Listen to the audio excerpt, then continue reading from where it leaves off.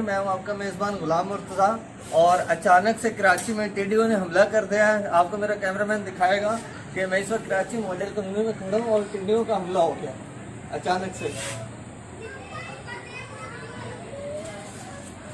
मेरा कैमरामैन आपको दिखाएगा। इस वक्त बारिश तो खैर इतनी नहीं हुई, बूंदाबांदी हुई है और उसके फौरन बाद टिड्डियों का हमला हो गया। और ये बच्चे भी देख रहे हैं, एंजॉय कर रहे हैं। मेरा कैमरामैन अगर आपको दिखाए इस तरफ से,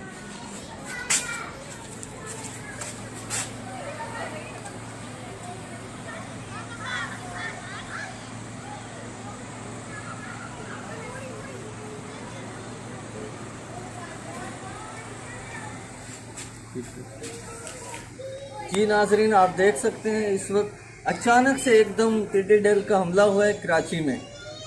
और ये बहुत ही अफसोस की बात है कि इस वक्त अल्लाह ताला की तरफ से मुख्तलिफ अज़ाब हमारे ऊपर नाजिल हो रहे हैं। आप देख सकते हैं इस वक्त